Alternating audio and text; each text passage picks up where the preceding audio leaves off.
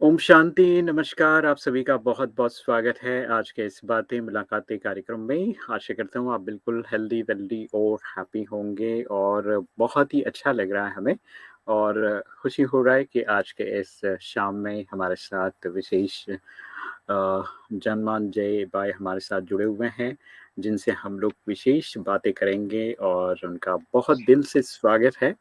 और काफ़ी समय से जो है आप विशेष सेवाएँ दे रहे हैं और ब्रह्मा कुमारी ईश्वरीय विश्वविद्यालय से भी आप जुड़े हुए हैं और आज हमारे साथ कुछ ख़ास अपने अनुभव लाइफ़ जर्नी के बारे में हम लोग सुनेंगे। तो सभी की तरफ से बहुत-बहुत स्वागत है आपका। और हमारे साथ शिव नेहा जी भी मुंबई से जुड़े हैं, जिन्हें आप हमेशा हमारे साथ देखते हैं कार्यक्रम में। सैटरडे, संडे मोस्टली अपने गेस्ट के साथ होते हैं आप, तो आपका भी बहुत-बहुत दिल से स्वागत है। उसके साथ हमारे आर्टिस्ट सुजाता जी भी जुड़ गई हैं। सुजाता दी, आपका भी बहुत-बहुत स्वागत है और मैं चाहूँगा कि हमारे दोनों गेस्ट के लिए ख़ास एक बहुत ही प्यारा-सा गीत सुनाइए आप, फिर हम लोग आगे बढ़ते हैं और फिर बातें सुनेंगे हम लोग। जी। नमस्ते, ओम शांति। ओम शांति।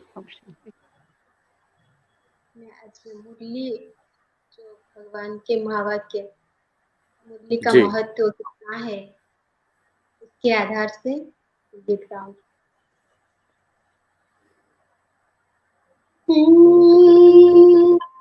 मुरली अमृत की धारा है धारा जो देती दुखों से किनारा। मुरली अमृत की धारा है धारा जो देती दुखों से किनारा। भूले जीवन में हो जाए शिव बाबा मुरली में समझाए। भूले जीवन में हो जाए शिव बाबा मुरली में समझाए। हमें देवता बनना है प्यारा देखो गलती न करना दोबारा। हो मुरली अमृत की धारा है धारा जो देती दुखों से किनारा। ये मुरली नर को नारायण नरी को लक्ष्मी बनाए। ये मुरली नर को नारायण नरी को लक्ष्मी बनाए। परम धाम से परम पिता शिव हमें घर ले जाने आए। हमें घर ले जाने को आए। चारों युगों में जो खेल हुआ वो पूरा होने को आया। गीता ज्ञानामृत देने को संगम युग बनाया। संगम युग बनाया।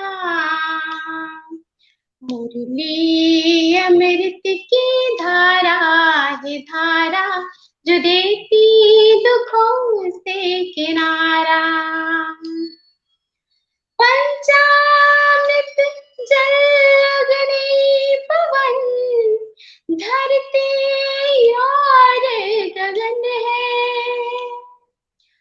पंचामृत जल अग्नि पवन धरती और गगन है। चांद साए चार फिजाएं चारों युगों को नमन है। चारों युगों को नमन है। सांसों की तान दिखाए नजारे, ये प्रभु पाती ही पढ़ लो सजनी, साजन लाए हमारे, साजन लाए हमारे। मुरली में जो समा जाए वो फरिश्ते बन जाए प्यारा।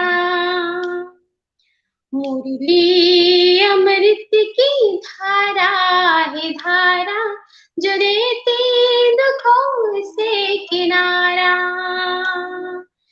भूले जीवन में हो जाए शिव बाबा मुरली में समझाए, हमें देवता बनना है प्यारा, देखो गलती न करना दोबारा। हो ये अमृत की धारा है धारा, जो देती दुखों से किनारा। Thank you. बहुत ही अच्छा आपने सुजाता जी गाना गाया। और इस गाने से जो आपके बोल आए कि बाबा हमको भूल करते हैं तो समझाते हैं, तो आज चिल्ड्रंस डे है, तो जैसे माता पिता हमें समझाते हैं ऐसे भगवान भी हमें एक बच्चे के माफक समझाते हैं, हमारी भूलों को माफ भी करते हैं और शिक्षा भी देते हैं। तो बहुत ही बढ़िया। और रमेश जी अभी शुरुआत करते हैं। जी, बिल्कुल, अ, बिल्कुल। जी जी। तो जन्मेजय जन्मेजय भाई जी का जोशी का हम थोड़ा सा परिचय में सुनाती हूँ। जी, बिल्कुल, ये हाँ, बिल्कुल। ये एक एचआर प्रोफेशनल है। लास्ट 37 इयर्स से वो बीपीसीएल, जो इतनी बड़ी पीएसयू इंडस्ट्री है, ऑयल एंड गैस, उसमें वो रह चुके हैं एचआर प्रोफेशनल। अभी तो रिटायर्ड हो गए हैं, लेकिन रिटायर्ड होने के बाद और बिजी है ये, क्योंकि बहुत अच्छा। सारे कॉर्पोरेट ट्रेनिंग करते हैं, बहुत सारी सेवाएं देते हैं, बहुत सारे वर्चुअल कोर्सेज करते हैं और बहुत कुछ वो करते हैं। और मैं इनको पिछले आई थिंक 7-8 साल से तो डेफिनेटली जानती हूँ, क्योंकि हुँ, ये साथ साथ में राजयोगा का अभ्यास भी करते हैं। तो हमारे पार्ला जोन में जो हमारे विले पार्ले में वो क्लास में आते हैं, तो ऐसे हमारी बिल्कुल। मुलाकात हुई और बहुत बार भट्टियों में आना जाना हुआ। तो बहुत दिन से उनसे चल रहा था कि करते हैं, तो आज आखिर वो दिन आया और अच्छा दिन आया कि जब भी 14 नवंबर का दिन आया कि बिल्कुल। जिसमें अच्छी तरह से, तो आपसे ही हम पूछना चाहेंगे जन्मेजय भाई कि कैसे आपने शुरुआत की करियर की। जैसे आई थिंक आपने एमए किया हुआ है विद साइकोलॉजी शायद, और इन्होंने वैल्यू एजुकेशन का भी अपनी यूनिवर्सिटी से कोर्स किया हुआ है। तो अरे वाह! कैसे आप हाँ, अनामलाई, तो उसमें से उन्होंने कोर्स भी किए हुए हैं और काफी अच्छे स्पीकर है। तो जैसे वो बात करेंगे बिल्कुल, आपको पता चल ही तो जाएगा, पता आई चल डोंट जाए। हैव टू से। तो बस आपसे ही हम सुनना चाहेंगे कि कैसे आपने एचआर प्रोफेशनल में आप थे तो क्या चैलेंजेस आई, कैसे वैल्यूज को ह्यूमन रिलेशंस में हम जोड़ सकते हैं और राजयोगा हमें कैसे इसमें हेल्प करता है। रमेश माइक भाई जी। हाँ, है रेडी। आज बोलिए। या जी। रमेश भाई जी, शिवनेहा बहन, आप सबका बहुत बहुत धन्यवाद। और मेरे लिए बहुत खुशी, आनंद और गर्व की बात है कि बातें मुलाकातें प्रोग्राम में मेरा आज आना हुआ है। ह्यूमन रिसोर्सेज जब हम कहते हैं, मानवीय संसाधन, तो मानवीय कहें, मानवता कहे, इंसानियत कहे, ये बहुत पुरानी रिश्ते हैं। और जब से हमें इतिहास का पता है, हम ज़्यादा दूर नहीं जाएंगे। 300-400 साल पहले जब भी कोई गुलामी की प्रथा थी या स्लेव थे, तो इंसानों को अलग अलग रूप से यूज़ किया जाता था।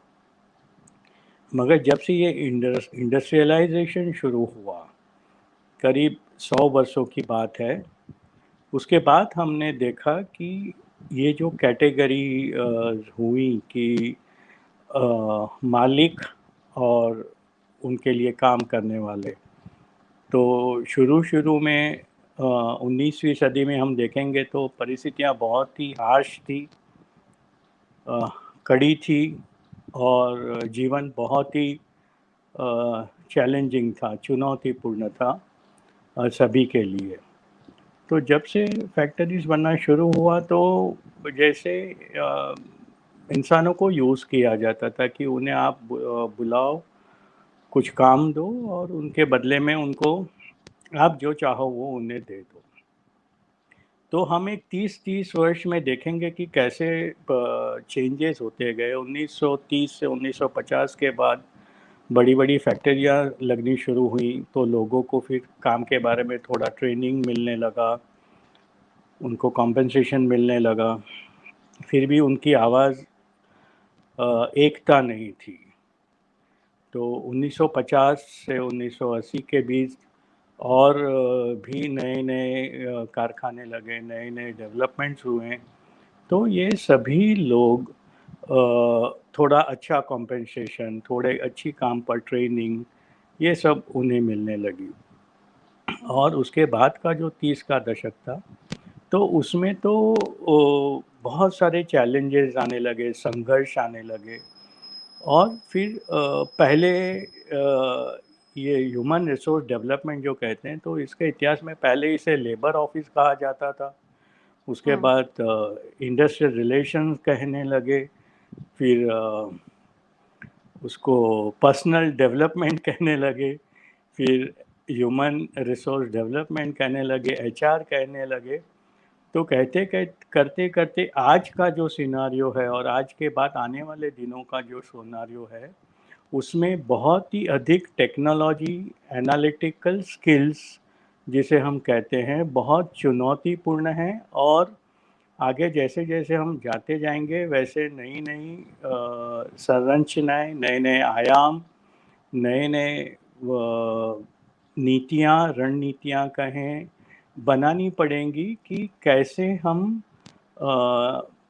मानवीय संसाधनों का सदुपयोग कर सकें। तो ये ह्यूमन रिसोर्स डेवलपमेंट जब हम कहते हैं, तो मेनली बिजनेस और प्रोफेशन में आता है। फिर रिलेशंस हम आगे देखेंगे कि यह पर्सनल में और इसमें भी आता है। तो जब 1982-83 में मैंने भारत पेट्रोलियम में शुरुआत की, तो तब से करीब 40 सालों में हर परिवर्तन का दौर देखा और अनुभव किया, महसूस किया। और ये जो पूरी जर्नी थी, इसमें अलग अलग उसके जो कहते हैं रंग देखे, कहीं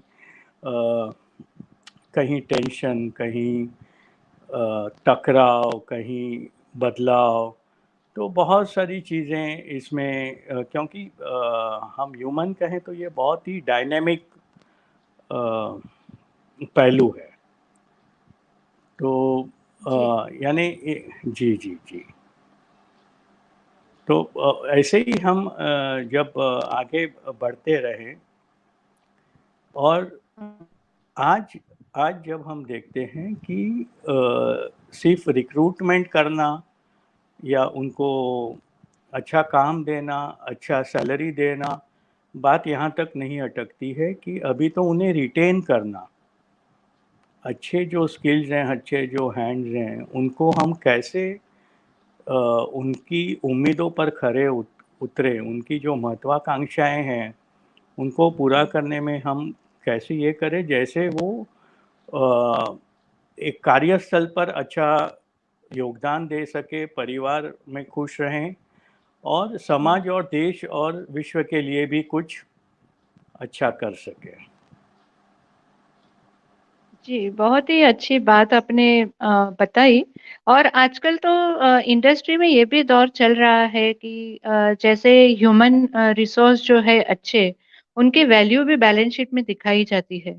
ये अभी का लेटेस्ट ऐसे ट्रेंड चल रही है कि जैसे हम गुडविल बताते हैं कंपनी का या कंपनी के रिजर्व सरप्लस बताते हैं, ऐसे एक ह्यूमन रिसोर्स असेट का भी आजकल दौर चल रहा है बड़ी-बड़ी कंपनियों में। तो जो मतलब हम कंपनी में काम करते हैं तो लोग सोचते हैं कि खाली हम काम करके सैलरी ले रहे हैं, पर उसके साथ साथ आप एक असेट हो कंपनी के लिए जो इंटेंजिबल रूप में क्रिएट हो रहा है, वो लोग समझते नहीं है। तो जब भी आप रिक्रूटमेंट वगैरह करते हैं तो उसमें खास कौन से पहलू को आप देखते हैं? एक तो है आपका क्वालिफिकेशन, लेकिन उसके साथ-साथ और बहुत सारे उसके पहलू हैं, क्योंकि कभी-कभी मैं भी एचआर इंटरव्यूज़ करती हूँ, पर आप ज़्यादा प्रोफेशनल हैं तो क्या मायने रखता है ज़्यादा उसमें? हाँ जी, ये बहुत ही सुंदर प्रश्न है कि एक तो जो बेसिक एजुकेशन जो होता है, इंजीनियरिंग हुँ, है या जो भी है, तो वो qualification is the first step, जिसे हम पहला कदम करेंगे। उसके जी। बाद इंटरव्यू के 3, 4, 5 राउंड्स होते हैं। तो समझिए कि कोई 5-10 पोस्ट के लिए करीब 2 लाख एप्लीकेशन आते हैं। तो उनमें से फर्स्ट रिटर्न टेस्ट में छँटनी होके उसके 10-20% बच जाते हैं। फिर ग्रुप इंटरव्यू होते हैं, फिर हुँ, पर्सनल इंटरव्यूज़ होते हैं। और आजकल ये देखा गया है कि उसके क्वालिफ़िकेशन के साथ-साथ उसमें सहयोग की भावना, एक टीम वर्क, कैरेक्टर, ये हुँ, सारी हुँ, चीज़ें कहाँ तक मौजूद हैं। और जो उस पर्टिकुलर कंपनी का कल्चर रहता है, जिसके लिए उस जॉब के लिए वो अप्लाई कर रहा है, उस कल्चर में यह पर्सन ये कैसे फिट होगा, कैसे हुँ, उसका बेस्ट बेस्ट दे सकेगा। क्योंकि उसमें भाषा, जो हमारी मान्यताएँ हैं, ये सारी चीज़ें बहुत साइकोलॉजिकली देखी जाती है। और मैं आपसे ये शेयर करना चाहूँगा कि ग्लोबली, जिसे हम विश्व के टॉप 50 कंपनीज़ कहें या टॉप 100 कंपनीज़ कहें, जब हुँ, उन्हें ये प्रश्न पूछा गया था कि आप क्या अ, म क्या देखते हैं? कौन से हुँ, आयाम हैं जिनसे आप ये सिलेक्ट करते हो? क्योंकि वहाँ सैलरीज़ भी करोड़ों में होती हैं और राइट। चैलेंजेस भी वैसे होते हैं। तो आपको आश्चर्य लगेगा कि पिछले 10 से 15 सालों में हुँ, जो विश्व की टॉप 10, 15 कंपनीज़ हैं, उनके सीईओज़ को एक कॉमन बात है कि उनको सीईओज़ को जॉब से डिस्चार्ज कर दिया गया था। अच्छा। हुँ, तो हुँ, सिर्फ़ उनकी काबिलियत की बात नहीं है, मैं नाम नहीं लूँगा यहाँ, मगर सिर्फ़ उनकी काबिलियत की बात नहीं, कि बहुत सारी चीज़ें हैं, ईमानदारी है, सत्यता है, कैरेक्टर है। ये सारी पैमानों पर जब ये खरे नहीं उतरे, तो बाकी सब होते हुए भी उन्हें अपने जॉब से हाथ धोना पड़ा। तो हम इस इन बातों को बहुत अधिक देखते हैं कि जिसे हम मूल्य कहते हैं, कि मूल्य हमें मूल्यवान बनाते हैं। तो ये सारी चीज़ें अधिक मायने रखती हैं, सिर्फ़ उस पर्सन के लिए नहीं, उन सभी लोगों के लिए जिनके लिए वो काम करते हैं। क्योंकि हर एक के जीवन को वो कहीं न कहीं प्रभावित करते हैं, सिर्फ़ ऑफ़िशियली नहीं, पर्सनली ऑल्सो। तो जैसे हम कहें कि विश्वास है, सम्मान है, स्नेह है, सहयोग है, ये सारी चीज़ें बहुत। और हम जब लीडर्स कहते हैं, तो लीडर्स का ये रोल बहुत इम्पोर्टेंट हो जाता है कि वो सिर्फ़ बातें ना करे, ही बिकम एन एग्ज़ाम्पल। वो खुद एक राइट। उदाहरण बने, कि जिसे लोग देखकर फ़ॉलो करते हैं। क्योंकि आज सब बात करते तो कहते हैं कि ज्ञान तो बहुत है, मगर हमें जी, उसका प्रैक्टिकल अ, स्वरूप बताओ कि ये जी। कैसे है, तो लोग उसके देखकर, उससे सीखकर, उससे प्रभावित होते हैं। और बाहर की दुनिया में चैलेंजेस तो बहुत हैं, आप जानते हैं। तो चैलेंजेस नहीं होगी तो अपॉर्चुनिटीज भी क्रिएट नहीं होगी ना। सो विदाउट जी चैलेंजेस अपॉर्चुनिटी मायने नहीं रखती है। और जो जी आपने ये लीडरशिप की बात की, बहुत ही अच्छी बात है। और मैं जहाँ तक मानती हूँ कि जो लीडर्स होते हैं उन्होंने अपनी टीम के में भी हर एक को लीडर बनाना चाहिए। Leader should not create only followers but they should create the leader. तो उससे क्या होगा कि कभी भी ऑर्गेनाइजेशन में वैक्यूम क्रिएट नहीं होता है एक जन के जाने से। तो आपके ऐसे कई इंसिडेंट्स होंगे डेफिनेटली, आप इतने 37 ईयर्स से थे। तो कोई ऐसा अच्छा सा इंसिडेंट्स आप हमें बताना चाहेंगे कि जब भी देयर वाज अ स्ट्रगल कि कंपनी को रखना भी है and person is going to go from the organisation, और उसमें मतलब एचआर का रोल तभी क्या हो जाता है? जी जी, ऐसे बहुत सारे अनुभव हैं कि जब हम देखते हैं कि अ, उस पर्सन को कुछ डिफ़िकल्टी है, जी। चाहे पर्सनल लाइफ में हो। कई बार हम देखते थे कि कि किसी के अगेंस्ट समझो एक डिसिप्लिनरी एक्शन भी हो रहा है और वो हम्म। काफ़ी लंबे समय से चल रहा है, तो हम्म। उसका कोई ये नहीं है, एब्सेंटीज़म आप ले लीजिए। तो हम्म। फिर हम मेरा ये हमेशा अप्रोच रहता था कि उनसे पर्सनली बात करूं और हम्म। एक एक रैपो क्रिएट करके उनसे कहूं कि आप आइए, मिलिए और जो होगा वो अच्छा ही होगा। तो हम्म। उनके जो पर्सनल प्रॉब्लम्स हैं कि किसी के घर में कोई बीमार है, कोई बच्चे को बुरी आदत है या और कोई बातें हैं, तो हम्म। वो ऑफिस में अपना 100% नहीं दे पाता। ओके। और फिर जब उनसे बात करते हैं उनको ये बात समझ में आती है कि अ, मेरा क्या नुकसान हो रहा है और क्या हो सकता है। और बहुत ही आश्चर्यजनक परिणाम देखे कि वो व्यक्ति बदल कर बेस्ट रिजल्ट देने वाले बन गए। ओके। और उसमें मेडिटेशन कहें या उसका भी रोल आता है। मैं ओके। मैं एक बात को यहाँ टच करना चाहूँगा कि जैसे कुछ हैबिट हैं जिसे हम कहेंगे कि स्मोकिंग एंड ड्रिंकिंग। राइट। तो उसकी उसकी वजह से पर्सनल हेल्थ पे भी इफ़ेक्ट होता है, फाइनेंशियली भी ये होते हैं और परिवार भी दुखी होता है। तो हमने एक एक ऐसे छोटे ग्रुप बनाए और उनकी टीम में रोज़ हम सुबह अच्छी बातें करते थे, उन्हें प्रोत्साहित करते थे कि वो एक अच्छी जीवन शैली को अपना कर देखें। फिर उन्हें प्रैक्टिकल टिप्स देते थे कि घर वालों के साथ आप आज ये नया करिए, कुछ नवीनता करिए हम्म। और मेडिटेशन भी आप शुरू कीजिए। तो हमने पाया कि 1, 2 या ढाई महीने में उनकी बुरी आदतें छूट जाती थी, छोड़नी नहीं पड़ती थी, ओके। छूट जाती थी और वो खुश हो जाते थे, परिवार खुश हो जाता था। ये तो अच्छी क्योंकि बात है। यानी पैसे और जो हाई जी। परफॉर्मर्स हैं, जो हाई परफॉर्मर्स हैं उनको एक अलग से उनकी पहचान करके जहां वो अपनी प्रतिभा को और निखार सके वैसे रोल्स में उनको हम फिट करते हैं, तो उनको रिटेन करने में बहुत ही सहूलियत होती है और उनका पर्सनल ग्रोथ हम कहते हैं वो भी हम्म। अचीव हो जाता है। ओके। जी। जी आपके करियर में जैसे अभी आजकल तो क्या है कि जो फीमेल्स है वो भी हाई पोस्ट पे आने लगी है। तो आपने करियर में कभी ऐसे पाया कि लाइक जब भी मेल और फीमेल की जब भी कंपटीशन हो जाती है तो फीमेल्स को जब भी आपको चुनना है या मेल को चुनना है तो उसमें क्या चुनौती आती है? क्योंकि आजकल ये स्ट्रगल चल रहे हैं इंडस्ट्री में। बिकॉज वो डिपेंड्स ऑन द एचआर। जैसे एचआर अगर मेल है तो he will give preference to male, और फीमेल है तो फीमेल को देती है। ऐसा आजकल बहुत इंडस्ट्री में सुनने में आता है। तो इस पे कुछ आप रोशनी डालेंगे? या आप जो सवाल करें, मैं इन जनरल इसका जवाब दूंगा। मैं जनरली जरूरी पूछ नहीं रही है कि वो हूँ।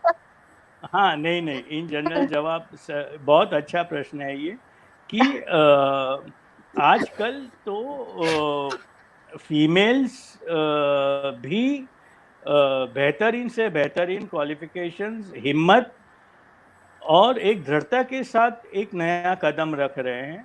एक ज़माना था कि जब हम ज्वाइन होते थे तो पूरे फैक्ट्री में कहो या कहीं हम विजिट पर जाते थे तो पूरे फैक्ट्री में मुश्किल से एक या दो बहनें होती थी। और आज हम देखते हैं तो बहनें इतनी श्रेष्ठ परफॉर्म कर रही हैं कि चाहे शिफ्ट ड्यूटी हो, चाहे भारत भर में कहीं भी पोस्टिंग हो, they are ready, more flexible, और उनमें क्षमता है कहिए, गुण कहिए, हिम्मत कहिए, किसी बात में कम नहीं है। तो जी। वो दौर गुजर चुका है। अभी अभी जो नई सदी आ रही है, मैं कहूँगा कि सभी को इक्वल अवसर प्राप्त हैं। और आप विश्व में भी देखेंगे तो अभी जो संकट आया था उसमें भी जिन देशों ने सबसे पहले सफलतापूर्वक उसका सामना किया, उसके हेड्स थे सारी बहनें थी। जी। तो there is no limit, sky is the limit, I would say. But at the same time generation gap की वजह से भी आजकल ऐसा देखा जाता है कि आजकल की जो नई जनरेशन है वो जनरेशन क्विक मनी चाहती है विद द लेस वर्क, और जो ओल्ड जनरेशन है अपने टाइम की लाइक 50s 60s 70s के आसपास या 90s के आसपास की, so they actually try to put in there more and more hard work. तो ऐसा आपने कभी ये इम्बैलेंस पाया है? आई मीन 37 इयर्स में लास्ट आई थिंक रिसेंटली 7-8 साल में आपने शायद वो पाया होगा। तो उसके बारे में कुछ।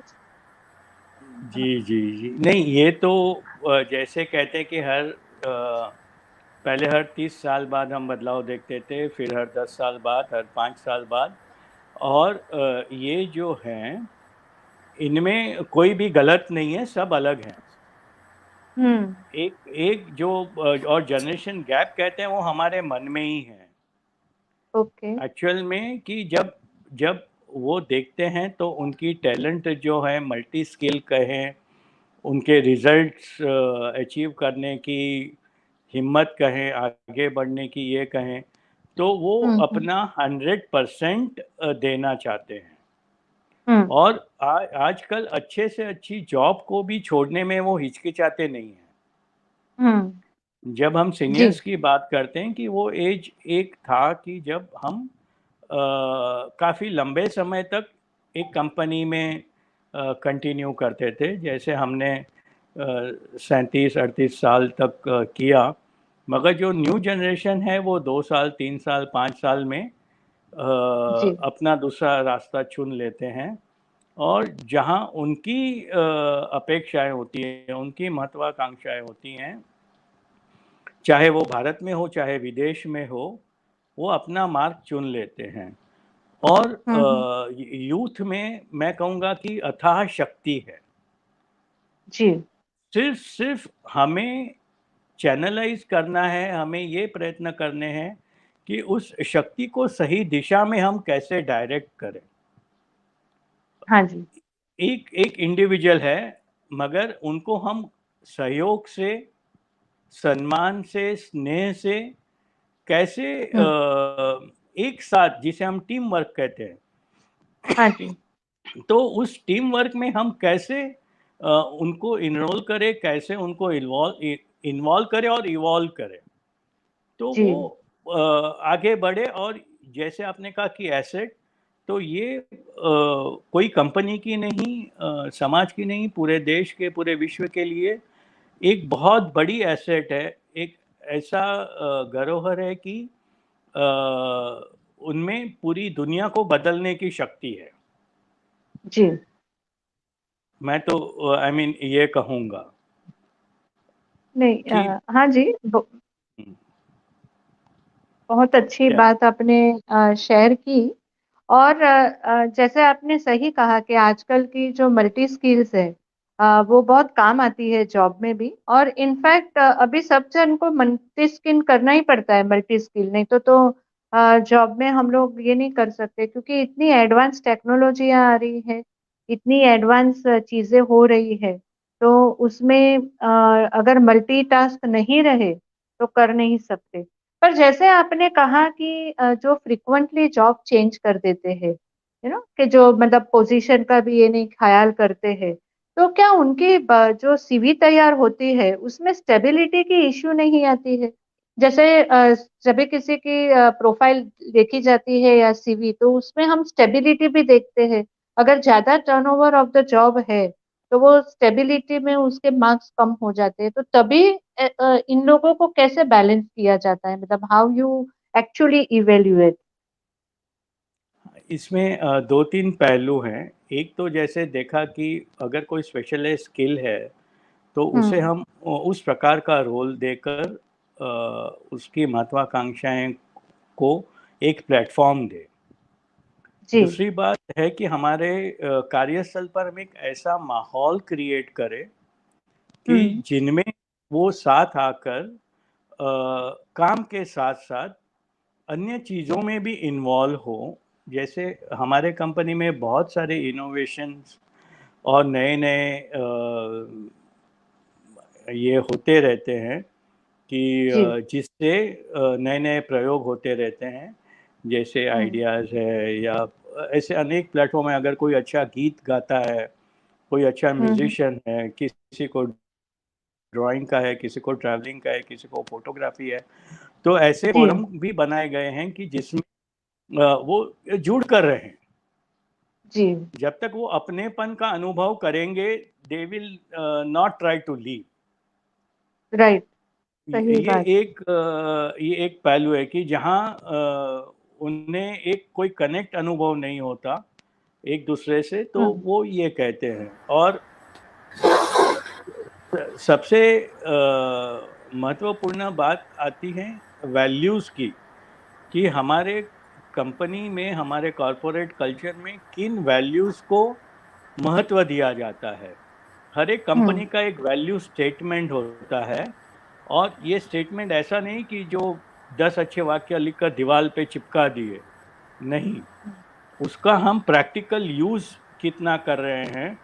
अगर आप 10 एम्प्लॉयज़ को पूछोगे कि आपके कंपनी का वैल्यू स्टेटमेंट क्या है, तो किसी को पता नहीं होगा या सब अलग अलग बताएंगे। तो जब से मैं कहूँगा कि जब से वैल्यूज़ का ह्रास हुआ है, वो बाहर गए हैं, चैलेंजेस मल्टीपल हो गए हैं। जैसे हम्म। सत्यता, दिव्यता, संतुष्टता, ये सारी चीज़ें अगर हम उनमें इनकलकेट करें, और उन हम्म। सब का बेस कहें कि फाउंडेशन कहें, वो है ट्रस्ट, विश्वास। अगर हम वो प्लेटफॉर्म क्रिएट करते हैं कि जिसमें उन्हें यह विश्वास हो जाए कि यहाँ मेरा भविष्य अच्छा है, यहाँ मेरे ग्रोथ के अपॉर्चुनिटीज़ हैं, यहाँ मेरे में जो क्षमताएं हैं, मेरे में जो विशेषताएं हैं, उनको उभार।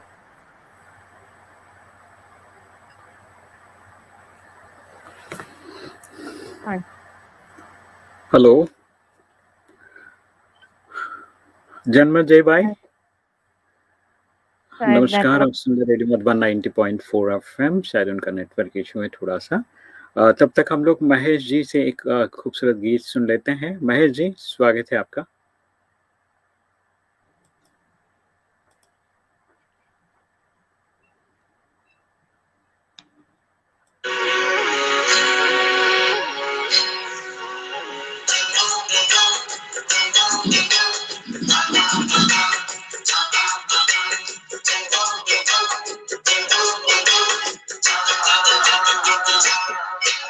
शिव नाम से तूने बंद क्यों अपना मुख मोड़ा, शिव नाम से तूने बंद क्यों अपना मुख मोड़ा, दौड़ा जाए रे समय का घोड़ा, हो दौड़ा जाए रे समय का घोड़ा।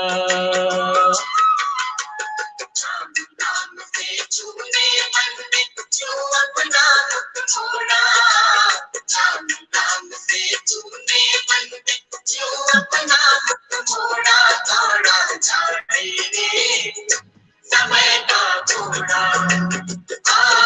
दौड़ा जाए रे, समय का घोड़ा।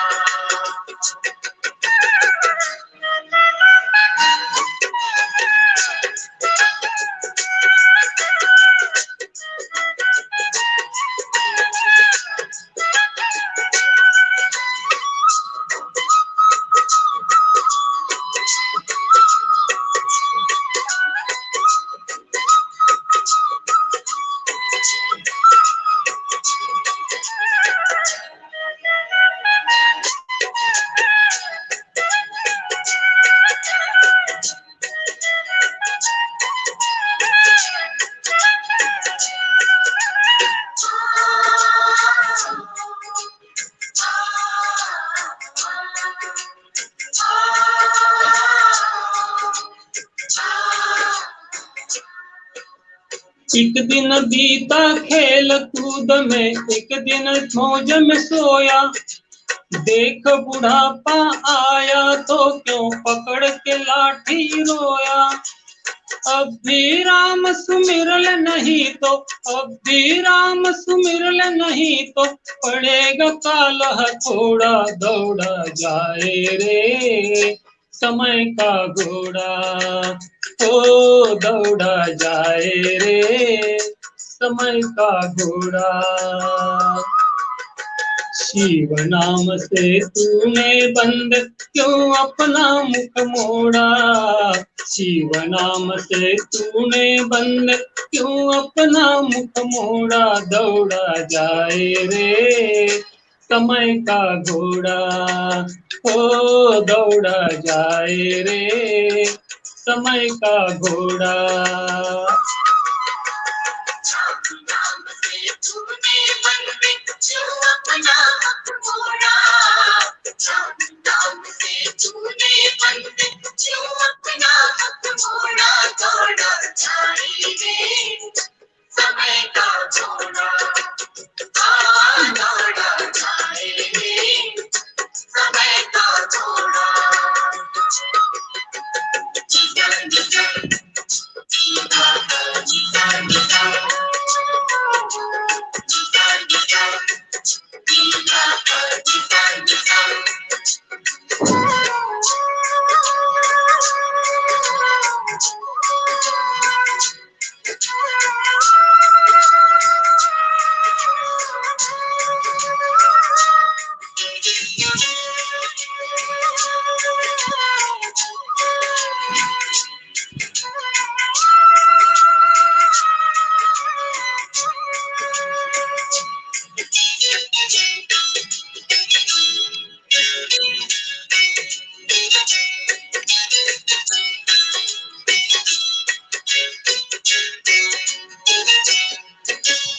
अमृतमय है नाम हरि का, तू अमृतमय बन जा।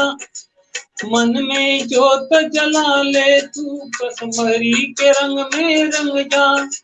डोर जीवन की सौंप हरि को, डोर जीवन की सौंप हरि को, नहीं पड़ेगा फोड़ा। दौड़ा जाए रे समय का घोड़ा, हो दौड़ा जाए रे समय का घोड़ा।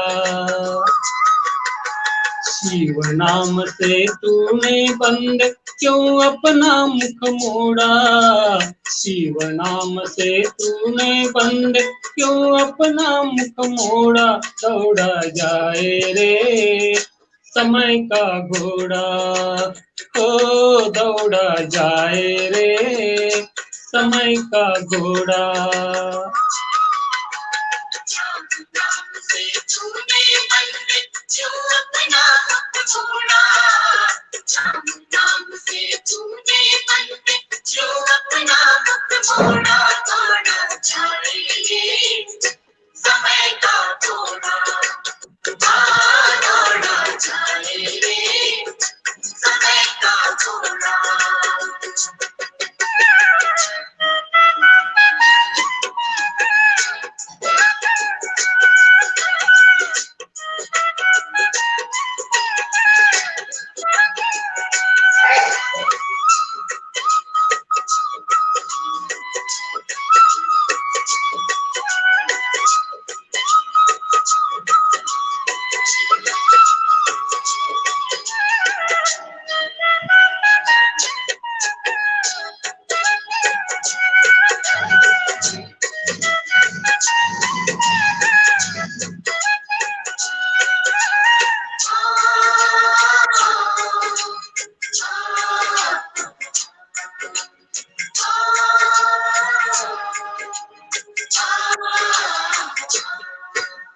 क्या लाया क्या ले जाएगा, क्या पाया क्या खोया, वैसा ही फल मिले यहाँ जैसा तूने है बोया। काल शीश पर बैठा इसने, काल शीश पर बैठा इसने, किसी को ना है छोड़ा, दौड़ा जाए रे समय का घोड़ा, ओ दौड़ा जाए रे समय का घोड़ा। शिव नाम से तूने बंद क्यों अपना मुख मोड़ा, शिव नाम से तूने बंद क्यों अपना मुख मोड़ा, दौड़ा जाए रे समय का घोड़ा, हो दौड़ा जाए रे समय का घोड़ा। थैंक यू बहुत महेश भाई, बहुत सुंदर गीत आपने सुनाया, थैंक यू सो मच। बहुत सुंदर, हाँ, बहुत जाए रे सुंदर। समय का घोड़ा।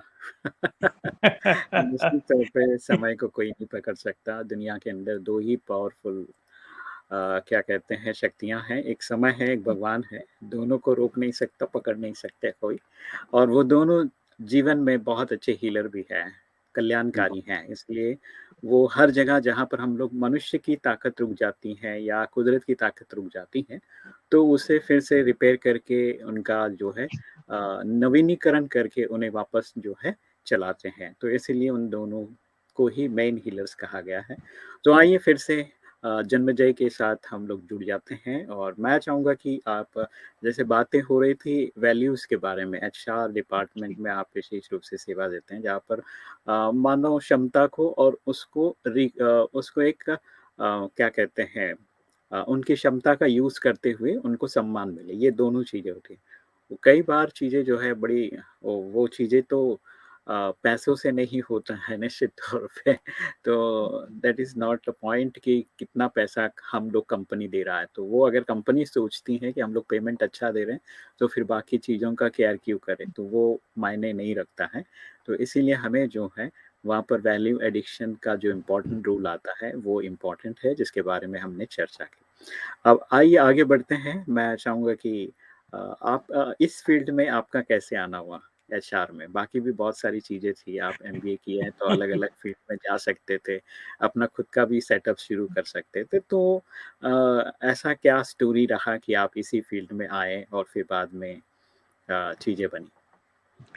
आ, जी धन्यवाद भाई जी कि एक मानवीय संबंधों को जोड़ना, जी, जी। किसी के दिल को छू लेना, हुँ, ये भावना और कुछ अच्छा शेयर करें। हुँ, तो हुँ, हुँ। जैसे ज्ञान में आए और ईश्वरीय ज्ञान मिला, तो तुरंत पता चला कि ये जो हम कहते हैं कंपटीशन, कंपैरिजन, करप्शन, ये सारी चीज़ें हैं, वो हमारा नुकसान अधिक करती हैं अगर हुँ, उसको हम सही तरह से बैलेंस ना करें। हुँ, हुँ, तो हुँ। ये एचआर में तो हम पहले से ही थे, और ये कहिए कि उस जर्नी में ऐसे आगे बढ़ते रहे कि उसे एंजॉय करने लगे बिल्कुल, बिल्कुल। कि जो भी परिस्थितियां आती थी, तो जो हमारे सहयोगी थे, जो हमारे सीनियर्स थे, वो एक विश्वास के साथ, एक ट्रस्ट के साथ हमें वो जिम्मेदारी सौंपते थे कि आप तो प्रॉब्लम कॉन्शियस होने के बजाय हम सॉल्यूशन कॉन्शियस होके उसमें से रास्ता निकाल के आगे बढ़ते थे। और हमेशा हमने ये पाया कि हर इंसान में अच्छाई है, और जब हम उस अच्छाई को छू लेते हैं तो मुश्किलें नहीं रहती। वो जो प्रॉब्लम है वो प्रॉब्लम नहीं रहता, वही इंसान सॉल्यूशन भी दे देता है और हमारी राह सरल कर देता है। तो इसे बहुत एंजॉय किया कि जी, जैसे जी, हम जी। करप्शन कहते हैं, तो करप्शन कहाँ, हमारे मन में ही पहले बिल्कुल, शुरुआत वहाँ पर होती आए। है। जब भाई जी का गीत सुन रहे थे कि घोड़ा, तो हम मन को भी घोड़ा कहते हैं। तो बिल्कुल, कभी यहाँ दौड़ रहा है, कभी वहाँ दौड़ रहा है। तो ये राजयोगा मेडिटेशन ने एक जीवन में एक बैलेंस का अनुभव कराया, एक बिल्कुल। निश्चिंतता आ गई। तो बैलेंस जब हम देखते हैं कि चाहे जीवन में हो, चाहे प्रोफेशन में हो, अगर हम इम्बैलेंस हो जाते हैं, किसी की भी चीज़ की अति में चले जाते हैं, तो हमें दुख कहें, परेशानियां कहें, हेल्थ के इश्यूज कहें, सारे इश्यूज एक के बाद एक हमारे आने लगते हैं। आते रहते हैं। तो जैसे हम कहते हैं कि लव एंड लॉ का हो, या एनालिटिक्स विश्लेषण हो और स्वीकृति हो, कि हम व्यक्ति को एक्सेप्ट करें, उसे स्वीकार करें जो है जैसा है। तो कहीं अधिकार यूज करें, कहीं पे हम विनम्रता यूज करें। तो सिर्फ विनम्रता करें और लॉस को अलग रख दें तो ऐसे भी नहीं काम चल सकता। तो जहाँ अधिकार हमें बताना है वहाँ अधिकार बताएं कि ये सही है, गलत है। और एक बैलेंस हमने अनुभव किया कि महत्वाकांक्षा आपकी बहुत है, मगर क्या हुँ, आप में वो पोटेंशियल है? बिल्कुल, बिल्कुल।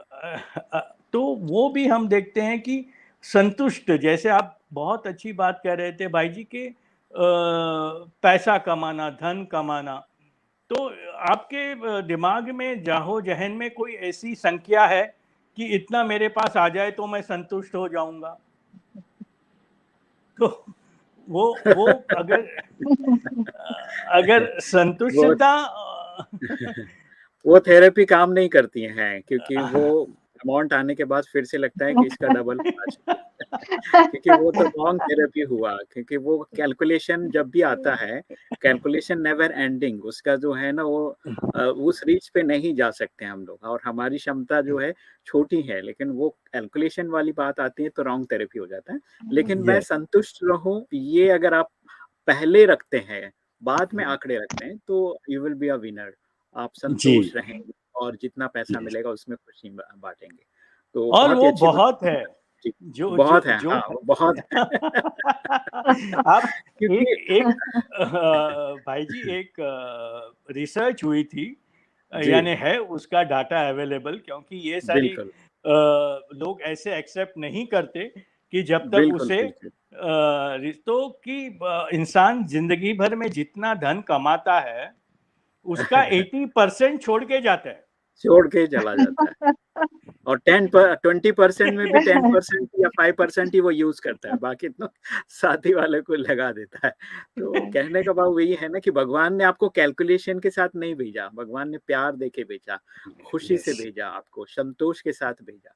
अगर उन चीज़ों को हम लोग पहले रखते हैं तो चीज़ें हैं। कैलकुलेशन तो यहाँ शुरू हुआ, मेरे ख्याल से इसके पहले भी कोई कैलकुलेशन नहीं था, अगर थोड़े 100 साल पीछे जाते हैं, तो वहाँ पर जी सिर्फ जी गिव एंड टेक वाला जितना आप देंगे उसके रिटर्न में वही चीज़ें आपको एक्सचेंज में मिल जाती थी चीज़ें। जी तो वहाँ पर जी कैलकुलेशन था ही नहीं, कैलकुलेशन तो अभी का टाइम है, अभी का जो लाइ लेट टेक्नोलॉजी के साथ जुड़ गए हैं, जीवन नहीं चल पा रहे तो चलो कैलकुलेट करके जीवन जीते, है ना?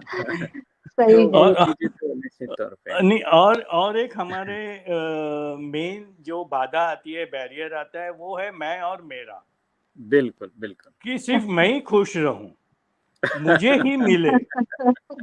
तो अफ्रीकन जुलू में एक फिलॉसफी है कि जी।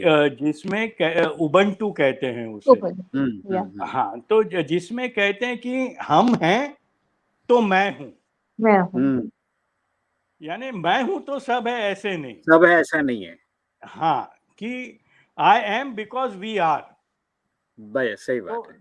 तो मेरा उबंटू। जो अस्तित्व है वो, और बैलेंस को जब हम मैं और मैं के हद के चक्कर में आ जाते हैं बिल्कुल, तो बिल्कुल। बहुत सारी खूबसूरत चीजें देखना छूट जाती हैं। तो जिसे हम कहते हैं कि एक हाइट से, यानी एक हेलीकॉप्टर व्यू, अगर हम हम्म, उस लिमिटेशन से, उस दृष्टिकोण को अगर हम थोड़ा सा ऊपर उठकर देखें, तो जैसे आप कह रहे थे कि अबेंडेंस, प्रकृति ने हमें बहुत दिया है, परमात्मा ने हमें बहुत दिया है, तो हम उसका कैसे सदुपयोग करें। हुँ, और ये जो चैलेंजेस हैं, प्रॉब्लम्स हैं, तो मेरा एक अनुभव रहा जो मैं खास शेयर करना चाहता हूँ, कि जो टेक्निक मैं यूज़ करता था कि जी। कोई एक इवेंट है, समझो कि 25 तारीख को ये फलाना फंक्शन है और उसमें बहुत सारी एक्टिविटीज़ हैं, बहुत सारे बड़े-बड़े आने वाले हैं, ये हैं। तो उसका एक मेंटल डिज़ाइन तैयार करके उसकी एक फ़िल्म मन में चलाता था कि एक सीक्वेंस हो हुँ। जाए कि ये बिल्कुल, बिल्कुल। कैसे होगा, इसके बाद ये। और मैं ये विजुअलाइज़ करता था कि ये सफलतापूर्वक हो चुका है। और बिल्कुल। फिर उसमें डिटेलिंग करते थे और जिस दिन वो इवेंट होता था, उस दिन मैं बैक ऑफिस में बैठ के सिर्फ एंजॉय करता था। और आप मानेंगे कि सारी चीज़ें जैसे हमने विजुअलाइज किया है वैसे अपने आप हो रही हैं, या यूं कहें कि कराने वाला करा रहा है। और बिल्कुल, बिल्कुल। निर्विघ्न रूप से सुचारू रूप से वो इवेंट पास हो जाता था, सभी संतुष्ट होते थे, वो कहते थे वाह ये तो बहुत अच्छा हुआ। तो हम कहते थे कि इसमें हमारा कोई रोल नहीं है। सही बात अ, है। तो चीज़ों की बारीकियों को भी हम समझें कि प्रॉब्लम्स कहाँ आ सकते हैं, उसे हुँ, इग्नोर ना करें और रिएक्टिव होने के बजाय प्रोएक्टिव हो जाए। बिल्कुल। तो ये छोटी-छोटी टूल्स हैं, टेक्निक्स हैं कि जो हमें मिलती रहती हैं। और ख़ास करके मैं ध्यान, योग के बारे में कुछ शब्द शेयर करना चाहूँगा कि जी। जैसे कहते हैं कि मन घोड़ा है, कहीं लगता नहीं है, तो मन को कहीं भी लगाना हो, तो 2 बातें हमारे रास्ते में आती हैं। एक है हद के आकर्षण और दूसरा है इनकम्प्लीट टास्क, कि जो बातें हुँ, हमने अधूरी छोड़ दी हैं। बिल्कुल, बिल्कुल। तो जैसे ही मन को शांत करके कहीं फोकस करना चाहेंगे, ये याद आ जाएगा कि अरे आज तो फ्रिज में आइसक्रीम रखी है, या गुलाब जामुन रखे हैं, या ये काम नहीं हुआ, वो काम नहीं हुआ, सारी लिस्ट सामने आ जाती है। तो राजयोगा मेडिटेशन जो है वो हमें सिर्फ जानना, मानना ही नहीं बताता, मगर उसको समझ से बनना भी सिखाता है। बिल्कुल, तो सिर्फ बिल्कुल। हम डूइंग नहीं, हम बीइंग हो जाते हैं। और इसी की खूबसूरती से निश्चिंत भी हो जाते हैं और निश्चय भी होता है कि सफलता तो हुई पड़ी है। बिल्कुल, बिल्कुल। बहुत ही अच्छी बातें आपने बताया जन्मेजय भाई और मुझे लगता है कि कहीं न कहीं आपकी जो बातें हैं वो मुझे बहुत अच्छी लगी और हमारे दोस्तों को भी अच्छा लग रहा होगा कि थोड़ा-सा इस पर अगर फ़ोकस करें आपका, किस पे फ़ोकस करना है वो इम्पोर्टेंट है। अगर लाइफ़ जीना है तो आपके पास ऑप्शन हमेशा रहता है, चॉइसेस हमेशा आपके पास होते हैं। जी, तो जी। आप जिस चॉइस के ऊपर ज़्यादा फ़ोकस करेंगे उसके ऊपर काम शुरू होगा। तो उससे अच्छा जो ऑलरेडी आपके पास इनबिल्ड है, उस पे जो हो सकता है, उस पे फ़ोकस कीजिए और जिस पे अ, बहुत मुश्किल है, हो नहीं सकता, उस पे सोच के या फ़ोकस लगा के कोई फ़ायदा नहीं, आपका एनर्जी वेस्ट होगा। इसीलिए जीवन बहुत सरल है, सिंपल है। ईश्वर ने आपको बहुत सिंपल जीवन दिया है और उसको वैसे ही जीना। लेकिन हम लोग अपने सोच और अपने एम्बिशन, इच्छाओं के वशीभूत होकर उसको कॉम्प्लिकेशन कर देते हैं और कॉम्प्लिकेशन बढ़ा भी देते हैं।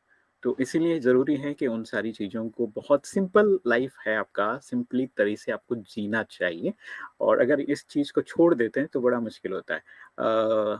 जन्मेजय की बात मैं आपसे शेयर करना चाहूँगा। सर ने बताया कि घोड़ा और उसके साथ में भागता है, चंचलता है उसमें। ऐसे ना मन का घोड़ा जो है बहुत चंचल है, उसको पकड़ नहीं सकता। ऐसी तो ये सोच के रखा है। लेकिन इसका पहलू दूसरा भी है। देखिए एक सिक्के के 2 पहलू होते हैं। आप मन को सुमन बनाइए, है ना? मन को बिल अमन बनाइए। ये भी तो पहलू था, इसके बारे में कभी सोचा नहीं। हम लोग ज़िक्र हमेशा चंचल मन को चंचलता के साथ जोड़ते हैं, घोड़े के साथ जोड़ते हैं।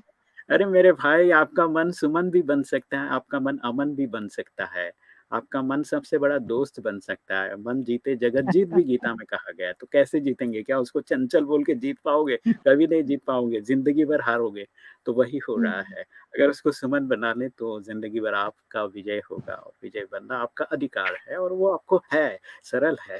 लेकिन फिर भी हम लोग क्या करते हैं, मुश्किल वाला रास्ता पकड़ लेते हैं क्योंकि लोगों को दिखाना है, एम्बिशन क्या होता है, भई आसमान से नीचे उतरो।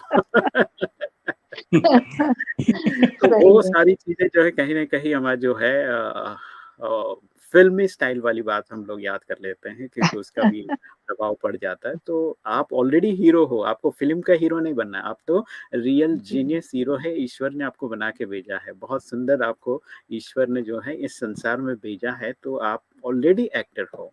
यू आर इनबिल्ट एक्टर, आपको कोई नकली एक्टर हीरो। का कॉपी करके परेशानी नहीं होना है। तो बिल्कुल। बहुत ही अच्छी बात आपने बताया, तो मुझे ये सारी चीज़ें रिकॉल हो रहे थे। जी, जी, अच्छी बात बिल्कुल। बताई। और आपने बिल्कुल, बहुत सही कहा कि या तो हम किसी का देखकर करते हैं या दिखाने के लिए करते हैं। दिखाने के लिए करते हैं, तो वो बड़ा और मुश्किल हो जाता है उसमें मुझे। उसमें रावण का साथी कहें या क्या कहें कि सोशल मीडिया उसमें उसको तो सपोर्ट करता है। सपोर्ट। तो आपने जैसे कहा कि हम सुमन करें, उसको अमन ना करें, दमन ना करें, तो हम क्या बीज बो रहे हैं? बिल्कुल, बिल्कुल। जो हम शुभ संकल्पों का, शुभ भावनाओं का, शुभ कामनाओं का, स्नेह का बीज बोएंगे तो वही फल निकलेंगे। वही फलद्रुत होगा और वही आपकी चाहत भी है, वही आपकी आपको पाना भी है। लेकिन बीज हम लोग फिर दूसरी जगह बो रहे हैं, दूसरी चीज़ों का बो रहे हैं। फिर पाना रह जाता है, फिर खोना ही खोना होता है, फिर रोना ही रोना होता है। रोना हो जाता है। बिल्कुल, बिल्कुल। तो चीज़ें बड़ी यूनिक है लेकिन समझ जाएँ तो खुशी है, नहीं समझे तो फिर वही बात हो जाती है। चलिए जनमांजय भाई, मैं चाहूँगा कि एक बहुत ही प्यारा-सा मैसेज के साथ हम लोग सम अप करते हैं और बहुत ही अच्छा लगा। मैं चाहूँगा कि आप बार-बार किसी विषय को आप जैसे लेक्चर देते हैं, अलग टॉपिक पर मेरे ख़्याल से सभी को ट्रेन करते हैं। अच्छा मंथन करके किसी विषय को हर बार जो है लोगों के बीच में जब जाते हैं, तो निश्चित तौर पे आपका मंथन होता है, किसी विशेष टॉपिक पर बात करते होंगे, तो ऐसे अलग-अलग टॉपिक्स पर भी हम लोग प्रोग्राम्स करेंगे आने वाले समय जी, में। जी। और जुड़े रहें आप हमारे साथ, यही हम कहेंगे। बहुत-बहुत। और मैं चाहूँगा शिवनेहा बहन आप उनको बताइएगा कैसे-कैसे हम जी, लोग कर जी। सकते हैं अलग-अलग विषय को लेकर और हाँ जी। अभी एक मैसेज ज़रूर कोट करें, जन्मजय भाई। मैसेज यही है कि सबका भला हो और सब सुख पाएँ। बिल्कुल, ये भावना रहे तो और सब में हम आ ही जाते हैं। तो यही उबंटू। बिल्कुल, मैसेज है कि जब हम देते हैं तो कई गुना पाते हैं, देने में ही लेना समाया है। और बस यही हम अभ्यास करें कि हम क्या दे रहे हैं और जो देंगे वो कई गुना होकर वापस मिलेगा। प्यार, सहयोग, शांति, स्नेह, अपार, एबंडेंस। मुझे ये दो शब्द बिल्कुल, हमेशा बहुत अपील करते हैं। एक तो बेहद और दूसरा एबंडेंस, भरपूर। जैसा आप कह रहे थे कि परमात्मा ने हमारे भंडारे भरपूर कर दिए हैं। हुँ, इतना काफ़ी है कि हम बाँटते रहें तो भी कम नहीं होता। बिल्कुल, जो बिल्कुल। जो 800 करोड़ का पॉपुलेशन है, हम सबको देंगे तो भी हमारा एक एक कम नहीं मिलीमीटर होगा। भी कम नहीं होगा। तो बाँटते रहिए, खुशियाँ बाँटिए, स्नेह बाँटिए। थैंक यू सो मच बहुत-बहुत बहुत अच्छी धन्यवाद, बात शुक्रिया। बताई। अच्छा लगा, आपने बहुत ही प्यारा-सा मैसेज दिया। शिवनेहा बहन बहुत-बहुत धन्यवाद एंड जन्मजय भाई बहुत-बहुत शुभकामनाएँ आपको, मंगल कामनाएँ करते हैं। बहुत ही अच्छी आपको बातें धन्यवाद। आपने बताया और महेश भाई थैंक यू सो मच, समय का घोड़ा भाग रहा है। ये बहुत ही प्यारा-सा खूबसूरत गाना सुनाने के लिए एंड सुजाता बहन आपको भी बहुत-बहुत धन्यवाद। शुरुआत में आपने एक बहुत ही प्यारा-सा गीत जी, जो है मेडिटेशन वाला आपने सुनाया। थैंक यू सो मच आपको भी। और चलिए मित्रों, आज के इस एपिसोड में जैसे कि हमने बातचीत की और सिलसिला चला कि ह्यूमन रिसोर्स से फिर बातें चली जीवन मूल्य की तरफ, है ना? तो इसमें 2 बातें ज़रूर मैं कहूँगा कि भई जहाँ पर हम लोग बातें करते हैं हमें जो है ख़ास करके तुम ही तुम हो तो क्या तुम हो? मैं ही मैं हूँ तो क्या मैं हूँ? तो हम वाह! सभी को ये चीज़ें छोड़कर हम हैं, हम सब साथ हैं, इस भावना को लेकर और आगे बढ़ेंगे, तो निश्चित तौर पे हम सबके बारे में सोचेंगे और सबके कल्याण के लिए सोचेंगे। इन्हीं शुभकामनाओं के साथ फिर मिलते हैं अगले एपिसोड में, तब तक आप बने रहिए हमारे साथ। सलाम, नमस्ते, खमा गणिसा, जय हिंद, जय भारत, ओम